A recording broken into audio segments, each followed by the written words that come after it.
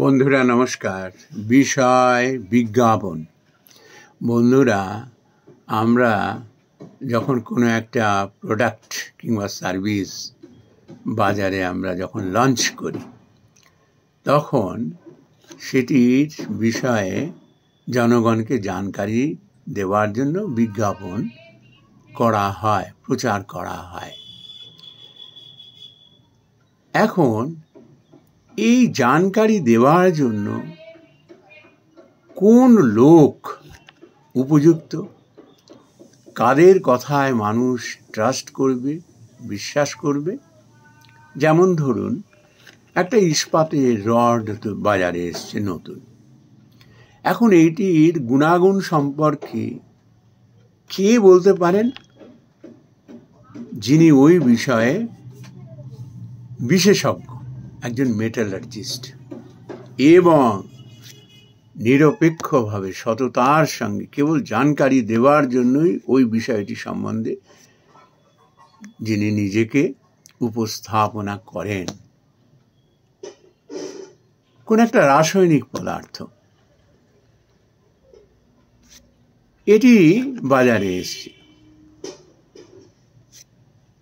এ বিষয়ে বলার অধিকার কার আছে? একজন কেমিক্যাল ইঞ্জিনিয়ারের। মানুষ তার কথায় বিশ্বাস করবে এবং তার নিরপেক্ষতা থাকবে 100 গুণ। সে কেবল জানকারি দেওয়ার জন্যই এসছেন। কিংবা ধরুন, একটা ফুড বাজারে এসছে, এই ফুডের গুণাবলী সম্বন্ধে কারা বলতে পারবেন? যারা নাকি ফুড বিশেষজ্ঞ, যারা এইটি নিয়ে কাজ করেন, তারাই বলতে পারবেন এবং তাদের কথায় মানুষ বিশ্বাস করবে এবং করা উচিত। কিন্তু আমরা বিজ্ঞাপনে বাস্তবে কি দেখি? দেখা গেল যে কোনো একজন নায়ক, নায়িকা কিংবা খেলোয়াড়, তিনি একটা স্টিলের রড ধরে সেই বিষয়ে তিনি বিজ্ঞাপন দিচ্ছেন, তার গুণাবলীর কথা শোনাচ্ছেন। ফুড, সেই ফুডের গুণাবলী কে বলছেন? একজন সেলিব্রিটি। একটা কেমিক্যাল বাজারে এসছে, মানুষের যেখানে জীবন মরণের প্রশ্ন, সেটির বিজ্ঞাপন কারা দিচ্ছেন? কে দিচ্ছেন? একজন নাম করা অভিনেতা কিংবা অভিনেত্রী। বন্ধুরা, এখানেই হলো ট্র্যাজেডি আমাদের। আমরা ধরেই নিয়েছি যে এই মানুষগুলো যেহেতু সেলিব্রিটি, ওই জন্য এদের কথায় আমাদের রিলাই করতে হবে।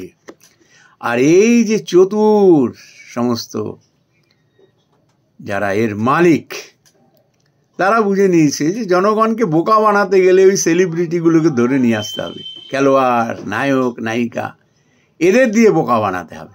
তাদের ধারণাই এরম হয়ে গেছে, এরা যা বলবে তাই মেনে নেবে। এরা যদি বলে সূর্য পশ্চিম দিকে ওঠে, এরা তাই মেনে নেবে। একেবারে এটা সত্যটাকে একেবারে ধরে রেখে দিয়েছে। ওই জন্য এই কাজটি হচ্ছে। বন্ধুরা, আমরা যতদিন না এই মোহ থেকে বেরিয়ে আসবো না, ততদিন ঠকতে থাকবো। কলকারখানায় আমাদের দেশের সিস্টেমটাই এমন, সারা বিশ্বের, তুমি একটা প্রোডাক্ট তৈরি করছো, তার চুল যেটা বিচার হয়, তারপর তাতে একটা স্ট্যান্ডার্ডের মোহর লাগে। শুধু তাই না, এখানেই ছেড়ে দেওয়া হয় না, নিয়মিতভাবে সার্ভিলেন্সের মধ্যে থাকে ঠিক মতো প্রোডাক্টটা তৈরি করছে কিনা। এইটি যদি হয়, তাহলে পরে বিজ্ঞাপনের কতটুকু প্রয়োজন আছে? মানুষ তো বুঝতেই পারছে, তার টেস্ট নিয়ে সেটি ব্যবহার করে। কিন্তু জানে যেখানে গলদ আছে, বাজারে 1000টা প্রোডাক্ট বেরিয়ে গেছে, বিশাল কম্পিটিশন, তাই এই সমস্ত কপটতা বিজ্ঞাপনের মধ্যে চলে আসে। আর আমরা বোকাও হতে থাকি। আমরা সামাজিক শোষণের বলি হতে থাকি। বন্ধুরা, আমরা যদি সচেতন না হই না, এই যে রিসেন্টলি কি হয়েছে, এই সমীক্ষায় বেরিয়ে এসছে যে বড়লোক এবং গরিব মানুষের মধ্যে একটা বিস্তর ফারাক এসে গেছে, যেটা কখনোই হওয়া উচিত না। এর কারণ হলো এই, আমরা বোকার দলে এইভাবে ঠকতে থাকি, আর এক শ্রেণীর মানুষ ফুলে ফেপে উঠতে থাকে আমাদের ঠকিয়ে, আমাদের বোকা বানিয়ে, আমাদের ধোঁকা দিয়ে। তার কারণ হলো এরা না অর্থ দিয়ে পলিটিক্যাল এনভায়রনমেন্টটাকে, প্রশাসনকে না একেবারে কিনে রেখে দিয়েছে।